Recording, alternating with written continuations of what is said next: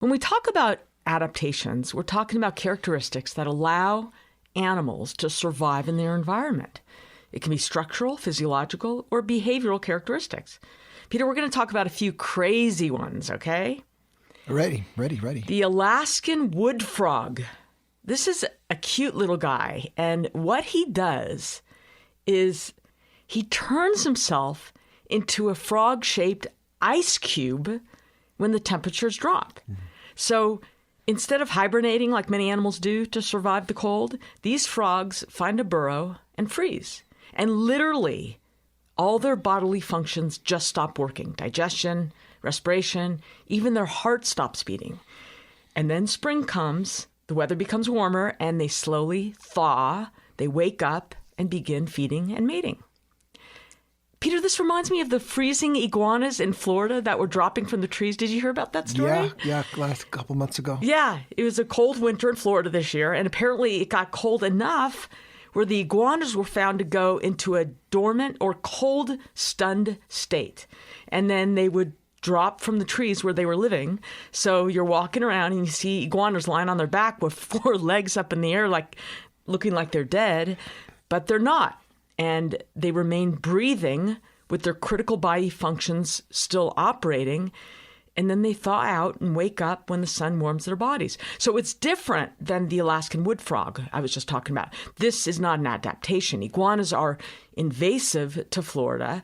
They're from parts of Central and South America close to the equator where it always stays warm. So they're not used to the cold. And extreme cold could be life-threatening to iguanas.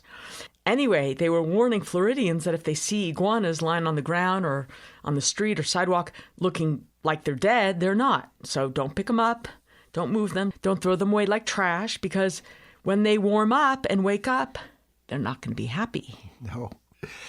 The male green iguana, I read about this, can weigh up to 17 pounds, so you don't want one to fall on you. 17 pounds, that could be 5 feet in length. And you're right, they are invasive. And Florida in 2021 passed some new regulations. You're no longer allowed to have iguanas and other lizards, exotic lizards, as pets. And if you have one, you can keep it. It gets grandfathered. So you have to have them microchipped and you have to re-register them every year. Wow. But they are ruining environment, ruining people's yards. And their days are numbered in Florida. They're beautiful, though. Yeah, but you wouldn't want them falling on you. I don't want them falling. Peter, if you're scuba diving and you're about to be stung by a sea creature, would you rather that creature be a stingray or a reef stonefish? Okay, I'll go with stingray unless it's in the heart. The most venomous known fish is the reef stonefish. And if you look this fish up online, it looks like a pretty rock. Yeah. They live in coral reefs, and their colors fit in perfectly for the environment, and it's able to camouflage itself amongst the rocks, and they sit perfectly still on the seafloor. So not only does this help protect the stonefish from predators, since they're disguising themselves well, this also offers them a way to get their prey. Because what they do is they just wait, looking like the other rocks and around them, and until the prey, usually reef fish, comes to it. And then with its huge mouth, it ambushes its prey and sucks him down. Wow, sucks it in. Wow, that is horrible. But wait, so if you're a human and you're enjoying the waters and you step on it because you think it's just a pretty rock at the bottom of the seafloor, well, what happens is the pressure of your foot on their back activates the venom sacs in their spines. And this venom is probably the most venomous in the world, and it will likely kill you. So the answer is you would rather be stung by a stingray or probably anything else in the waters than this reef stonefish. So did I just ruin your future snorkeling or scuba plans you might have in the future? I don't even want to go in the bathtub with that. Okay. It's horrible. Okay, how about this one? If you're hiking in Australia and you see a dog-like animal coming at you, intending to bite you, would you hope that it's a Tasmanian devil, which typically weighs on average like 20 pounds, so like the size of a small dog? Yeah. Or do you hope it's a dingo, which is a wild dog native to Australia? Okay. I'm going to say, boy, so many questions raised here. I'm going to think the Tasmanian devil has bad mouth bacteria, so you're going to die from infection. But the dingo probably has friends who are going to swarm you and eat you as a pack. So I'll go with the dingo. Yes. You would like to be bitten by a dingo than a Tasmanian devil. Okay, but because why? The Tasmanian devil has the most powerful bite Okay. in the world relative to its body size of any living mammalian carnivore. It has a bite strength of 1,200 psi, pounds per square inch. I'm not sure how strong that is, 1,200 pounds per square inch. But for comparison, the lion's bite is 650 psi. So the bite on this little 20-pound Tasmanian devil has twice the force. I guess it would be force, right? Yeah. Pounds equal to force? Yep. Yeah.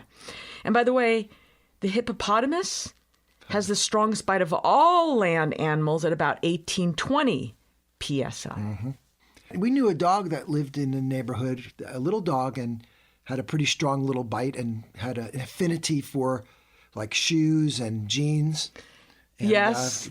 And this little dog, our neighbor's little dog with the strong bite, ripped through my favorite jeans of all time. Yeah. You know, when you have these jeans for like 2 decades, you just love them. They're worn in perfectly for your body. And now they have a hole and you're not wearable anymore. They're not wearable. Okay. If an animal is going to chase you in Africa, who would you have a better chance running away from? Okay. A hippo or a cheetah? Oh, I think cheetahs are fast, so I'm going to say you can run away from a hippo more easily. Okay, so cheetahs are the world's fastest land animals. They can reach speeds up to 70 miles per hour. What can accelerate faster, a cheetah or a Ferrari? Oh, I'm going to go, let's see, with the cheetah. Yes. Yeah. They can go from 0 to 60 in 3 seconds. And think of this, Peter. In one stride, one long step, a cheetah can travel 20 to 25 feet. Yeah, that's good. What makes a cheetah run so fast? Well, among other things, like their small, lightweight body, long but huge leg muscles that expand very fast, loose shoulder joints, and their long muscular tail that works like a rudder and helps them maneuver when they run. But another impressive adaptation is cheetahs have super long and flexible spines. So when their spine flexes and then straightens, that actually maximizes their stride length. And there are these YouTubes out there where cheetahs are running in slow motion. They're so cool. Have you seen those? I don't remember. Look at a cheetah running in slow motion and just look at their backs. And you can just see how it extends and then the back goes way up like a coil spring. Oh. It's really cool. And running and their speed is the thing they do, and they do well. And that's their adaptation to survive. They don't fight well. They don't defend themselves well. They're meant to run. Peter, I sent you that YouTube of an octopus changing its color as it's traveling along the seafloor. Yeah. What did you think of that? No cheetahs involved in this one, but that was just, the colors are just amazing. Amazing, the camouflage. So you might wonder, how do they do that? How do they change colors and so quickly? Yeah. To match so perfectly their surroundings. Well, octopuses, like squid and cuttlefish, are called cephalopods. And all these guys can change color to match like perfectly to their surroundings. And the way they do this is that they have specialized cells in their skin, which are called chromatophores. Makes sense, right? Chromo in Greek means color, and phores means bearing. So they have color-bearing cells in their skin that have these sacs that are filled with pigment. And these sacs can be yellow, brown, red, or black in color. When they contract their muscles around the cell, the pigment sac widens. And that's the prominent pigment you'll see on the octopus's skin. And when muscles around the cell relaxes, the pigment sac shrinks and less of that pigment or color is visible. Yeah.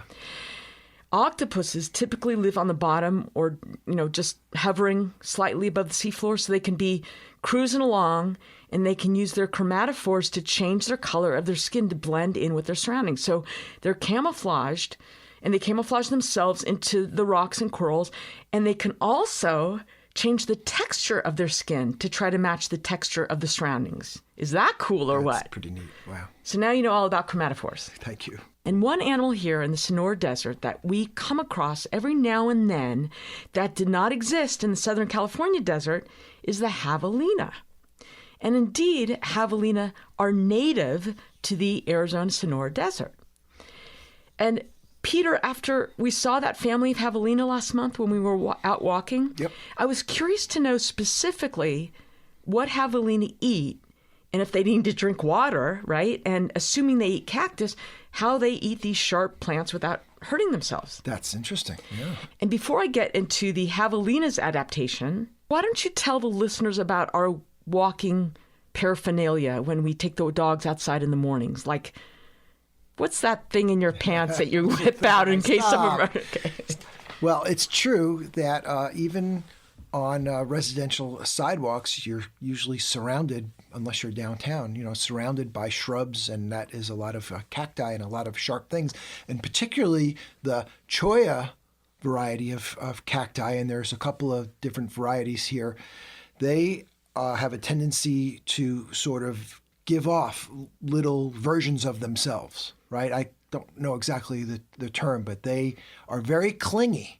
And you can just see them if you look carefully on the ground where you think you're walking safely. And there's just this, round, spiky thing that's really nasty because they're hard to get off and they hurt like heck.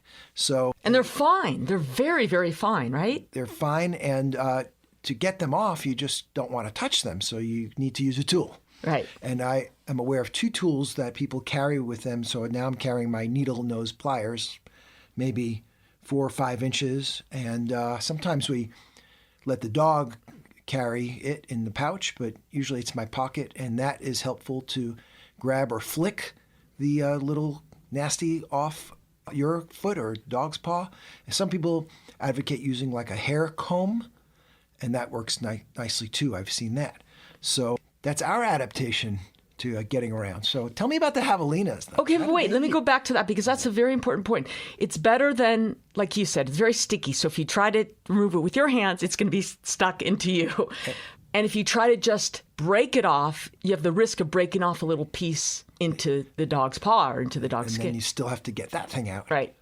So pulling it out gently with the needle nose pliers or a comb is a good idea. Yeah. So back to the javelina. Okay. Those of you who might not know what javelina look like, and I really didn't know until I moved to Arizona, javelinas look like small pigs with large heads and long snouts. Is that a good way to describe their appearance? That's a good first approximation. Okay. Yes. They travel around in family groups, and they're most active around dawn or dusk. Javelina eats certain leaves and shrubs and grasses and lizards and toads and mice and whatever else they might run into. But their favorite thing to eat is prickly pear cactus. Yeah. Do you know what those look like, Peter? I do, little paddles. Paddles, yes. Little paddles with a lot of sharp... Yeah. Okay. So their jaws are well adapted for crushing and slicing, and they have super tough mouths and specialized digestive systems which allow them to eat this prickly pear cactus and not feel the thousands of tiny spines on them. So they ingest them? Yes. Oh, I just thought maybe they would eat around them. No, they ingest them. Gee. And by the way, these cacti are loaded with water, so this gives the javelina a nice source of water as well. I will tell you that other animals eat cactus as well. These include camels, the desert tortoise, rabbits, and squirrels. Yeah. Okay, one more adaptation. Most people know that owls can twist their heads almost completely all the way around. Actually, they can turn their heads about 270 degrees. That's not quite a circle, but pretty close if you consider how many degrees you can twist your head around rapidly without tearing a bunch of tendons and severing major arteries. The angle is getting smaller and smaller. Right, right. Exactly. I know. Or you can imagine turning your head too much might prevent blood flow from going to your brain and causing a stroke, right? So how is the owl capable of twisting his head almost completely around and not block off any major vessels? Well, the arteries feeding the brain of the owl are lined up just so that they're not blocked off when the owl twists. So typically vessels get smaller as they get farther from the heart and to an organ like the brain. But in the case of the owl, studies were done over a decade ago on dead owls, and scientists found that the vertebral artery enlarges as it approaches the brain. So the thought was that these enlarged areas may function as reservoirs for blood so that the brain has extra blood to work with as the head turns, something like that. Interesting. Cool animal adaptations, right? Very nice. Thank you. Okay. Thank you. Wow.